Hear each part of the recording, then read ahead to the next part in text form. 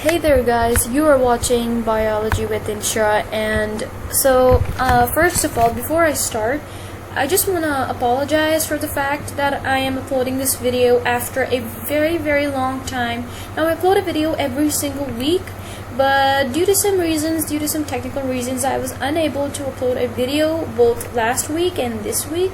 Well, not this week because I am uploading a video right now, so my apologies for that. And I just want to apologize to all those wonderful viewers of my YouTube channel and my Facebook page. Thank you so much for being patient with me, and the video is out now, so enjoy this. Do share this around, and I check out my Facebook page and my YouTube channel and share this around. Now before I start, I just want to make an announcement that I am starting a new chapter, which is the digestive system or digestion in animals. Now for those of you who regularly watch my videos, they know that I was actually working on the chapter transport in plants, but I decided to kind of bring that to a stop. Although there's a little bit more left to cover in that chapter, just one video is left to do on that chapter, and then we'll be done with it. I decided to start with a new chapter anyways because I wanted to kind of move on to kind of increase our progress. So I'll be making a video on the last part of the transport and plants video very soon, right? There's just a little bit of it left, and it's not much, it's just a little bit, so we'll also work on that, so don't worry about that. That's my responsibility. Okay, so let's start with our new chapter, which is digestion in animals. This is a very big chapter, and you need to know some terminologies. You need to understand the diagram. You need to label the diagram. You need to understand quite a bit of some processes, like the details associated with them. And you need not worry because I'm going to cover every single thing, right? Okay. So before we start, let's first talk about what is digestion. Now there has to be a meaning behind the word digestion. Digestion means when something is broken down. Like when you say that, okay, I just ate some chocolate and it got digested, that means that your chocolate got broken down. It got broken down from being a very big bar to being small molecules now that can be easily used or absorbed by the body. So let's have a read at this. So when we eat different food, the nutrients or the various chemicals present in our food are broken down by a series of processes so that the nutrients can easily be absorbed by our body and be used for vital activities. But here's the thing, just to give you a little bit of visualization. This here, suppose, is your cell surface membrane. It is the membrane through which substances can enter and exit a cell, right? These, I'm going to highlight these small pores here that you can see with red. These are some of the pores through which molecules can enter and exit a cell. Okay. Now, if you have eaten something, let's say a piece of meat, let's say a protein. Okay, sorry, let me just grab a pen for that. Okay. So let's say you ate maybe a protein. Now this protein is too big. There's no way it can fit through this pore here. So there's no way this thing here can travel through.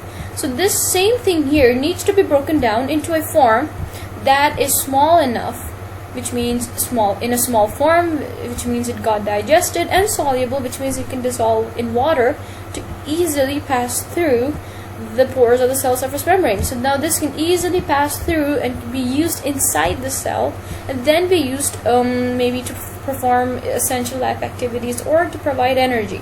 So this is something to understand. This is what it means when I say that food molecules need to be absorbed by the body, therefore they need to be digested into a form that can easily be used by the body. So this protein here, let me just show you, this protein here was too big. It was not able to pass through the cell surface membrane, but it was digested into a form which is known by the name as an amino acid, which is small, soluble, and can easily pass through the cell surface membrane and be used by the body.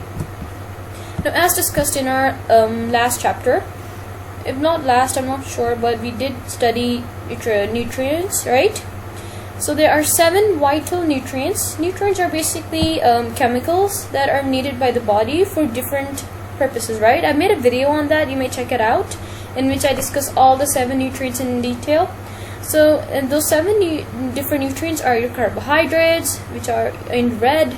All the nutrients are in red: water, fats, proteins, minerals, vitamins, and fiber, also known as roughage. So here are the processes by which digestion occurs in an order, and we will study each process in detail. Now let me first explain this before we get to it. So there are a series of steps that occur which help in the digestion of food, and they occur in an order, right? So this happens at first, and this happens at second, and then this happens at third. So there is a chronological order that you need to understand, right? So let's study the basics first. So let's start with the first one, as I have number here: ingestion. Ingestion means taking in of food, or taking in food via the mouth or eating. It's basically when you eat something, right? When you grab a piece of pizza or maybe a burger and just shove it in your mouth, that is basically ingestion. You're ingesting the burger. You're just putting it in the mouth, right? Digestion. And then a whole new series of other processes occur in the mouth, like your teeth plays a role, your tongue plays a role, then your saliva plays a role, and they're all going to be discussed step by step. Let's first understand this. Then occurs digestion. Now digestion is a pretty long process and a very complex process, and it occurs with the help of some muscles and some chemicals like your enzymes, some acid. And basically this is the process by which large insoluble food substances are broken down into smaller soluble food substances. Insoluble means when something cannot dissolve in water. And soluble means when something can dissolve in water. Like amino acids are small and soluble. They can dissolve in water, but proteins are insoluble in water. Okay? Then we have absorption. Absorption is the passing of the digested food molecules via the small intestine, right? This is somewhat a good visualization of what absorption is. Let me just grab a pen and show you what I mean by it. The whole thing here, which we discussed here, in which the food particle here, the small food particle here, passes through the cell surface membrane, is somewhat related to absorption, as this is what absorption means. This occurs in the small intestine, and we'll get to that, okay? Then happens the last process, which is known as by the name digestion. So this is when the elimination of the unabsorbed food, or the undigested food, or the waste, right? The waste that is not needed in the body. It builds up in an amount that the body considers it to be expelled or egested, as it is no longer needed in the body. So that elimination happens via the anus when you go to the bathroom to poop, right? So there are 2 types of digestion. We'll be studying them in every step of the way when they are needed. But let's first understand what do we mean by both the types of digestion. So physical digestion, right? Physical digestion is actually the breakdown of food with the help of a series of muscle or physical movement. Let me give an example. Suppose I give you maybe clay, okay? So I ask you to break it down for me into smaller pieces. You're going to use your hands, right? Your physical strength to kind of mold it and break it down into smaller pieces. So that's your muscles, and your physical movement is applied. Similarly, inside your body, your muscles, right, also play a role in breaking down food. They actually and literally move to break it down. So this is what physical digestion is. For example, your teeth. Your teeth are moved with the help of muscles, and it involves physical movement. So your food is broken down with the help of physical digestion in your mouth by your teeth. Chemical digestion is when food is broken down by chemicals or enzymes or even acid. Like in the stomach, there is acid present, and your proteins are broken down chemically or digested chemically by the acid as well as the enzymes, because enzymes are present quite literally everywhere in the digestive system, in your mouth, in your stomach, in your small intestine. So chemical digestion occurs almost everywhere, and physical digestion occurs in a number of organs that we're going to discuss. Okay. So now there is this diagram in front of you, right? And this is very important, as you have to know where each and every organ and part is, and you must be able to label them in your exam. And besides being able to label them, you must know their function, why they're needed, and what role they play in the digestion of your food. Okay? So have a look at the diagram. Let's study it together. Before we study the diagram, let's first understand what is meant by the alimentary canal or the gut. I'm gonna label this the gut or the alimentary canal. Okay, so this is very important. So basically, the gut or the alimentary canal begins at the mouth, which is right here, and it ends at the anus, which is somewhat right here.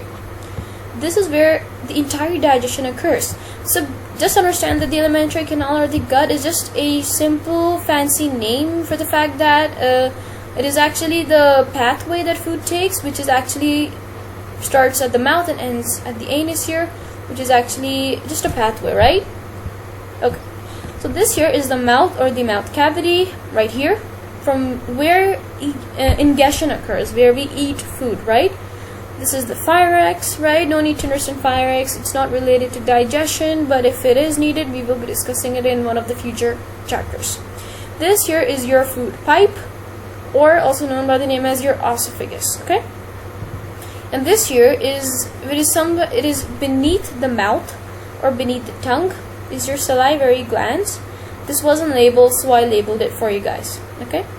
This here J-packed organ, which is a flexible and stretchable organ, is your stomach, right?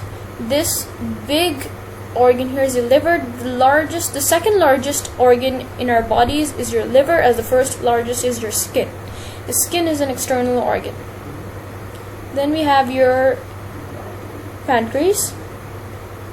This is the pancreas here. It's a small gland here. You can see here. It's pretty small here. It's beneath the gallbladder. In fact, this is the gallbladder, the green organ here, small one beneath the liver, and beneath the gallbladder is your pancreas here. It's pretty long and it's a bit small in shape. And then this here is your small intestine. This interior region and your exterior region is your large intestine that I'm running my hands through right here, right? The outer part. This is the rectum, the one that I'm pointing at, and the last one is your anus, okay? So we're going to study each and every one of them in detail, and it is not possible that I cover the full thing in one video because this is a huge chapter, but I'll do my best to try to finish it off by the next video. So this is the first one, and then I'm going to make the next video, and then I'll try to finish it off, and then I'll also finish the last part of the transport and plants video before next week. Okay, so let's start at the mouth. So before we start discussing about the mouth and the salivary glands, let's first locate both of these parts of the body from the diagram so that we know where the following processes are happening. So this here is the mouth or the mouth cavity here that I am highlighting, right? And this here is your salivary gland, which is just beneath the mouth, right? So they both are quite close to one another. Okay. So now that we have understood where they are, let's discuss about them. So both chemical and physical digestion occurs here, okay? When I talk about chemical, what I mean is that your saliva contains an enzyme called amylase, which chemically breaks down food, right? And by physical, I mean your teeth play a role in physical digestion. It's written here in terms of physical, food is physically broken down into smaller pieces with the help of your teeth. In terms of chemical digestion, the enzyme amylase present in our saliva breaks down starch into maltose, which still needs to be broken down further. Now don't worry about the names of your enzymes and the names of your substrates and the names of the products. I'll make a separate list for all of that and explain it all in one of the future slides or one of the future videos, so don't worry about that. But for now, let's just understand the saliva is needed to break down starch into maltose, which has not yet been broken down into a form that can be used by the body, as maltose still needs to be broken down, right? And this is done with the help of amylase. Teeth help in chewing and breaking down. Understand the function as we go along the way. So what does your mouth do? The teeth in your mouth help in chewing and breaking down food, while your tongue helps to roll the food into the food pipe or the esophagus. And your saliva, made by the salivary glands, makes your food moist so that it can easily be swallowed, right? So that you have no difficulty swallowing your food because it provides lubrication. So when it passes through your food pipe, you don't want it to get friction. You know, there's friction happening when two things rub against each other, so that bolus can easily pass through. What I mean by this is that let's consider this to be your food pipe, okay? Alright? and that's considered this green region here to be your bolus, right? Your food bolus. I'll tell you what that is. As this is moving down your food pipe, these two regions here are rubbing against one another. So there's friction, of course, there's going to be friction. So to prevent any friction from being produced, you need that saliva, you need the food to be moist so that it can easily pass through without any interruption or obstacle, okay? So just know the bolus is made here, which is basically semi-solid form of food, right? This food here, which is now somewhat moist, is no longer solid, and it is nor a liquid, but it is a semi-solid form of food that can easily pass through. Then your salivary glands, which I just showed you earlier, produces saliva, and saliva contains enzymes made by the organ pancreas, and saliva makes your food moist and provides the lubrication needed. Let's also talk about the food pipe. No need to refer to the diagram that I showed you earlier because there's a whole new diagram here for you guys. So your food pipe, also known by the name as esophagus or osophagus, there are three names, is actually a long tube which starts right here, right after the mouth, right somewhere at the larynx. It is a tube through which food passes from the mouth and enters the stomach. So this tube here, let me just highlight it for you guys so that you better understand it. So this tube here that I am highlighting here connects the mouth. I'm going to circle this up for you. What it does is that it connects the mouth with the stomach, so that the long tube here connects your mouth, which is right here, with the stomach, which is right here, so that your food, which is taken in from the mouth, travels from the esophagus and enters the stomach so that it can be further digested. This is just the sole function of your esophagus, nothing more, nothing complex. Okay, well guys, that's it for today. We've covered quite a lot in this chapter of the digestion in animals, and I'll be making the next video by next week, and I'll try to finish it off by next week and make it very comprehensive and as detailed as possible, and make it as convenient and easy as possible for you guys. I'll make a separate list for all the enzymes, substrates, and the products and everything else. I'll simplify it for you guys as much as I can. And just thank you very much for your patience once more, as I do apologize for the delay, and I hope that you guys enjoy this video, and that I'll be making more videos on past paper questions and stuff, and they're all on the way, so don't worry about that. So subscribe, like, share, and do follow and like my Facebook page, and subscribe, like my YouTube channel, and do share this around. And as of course, have a great day ahead and keep learning. See you next week.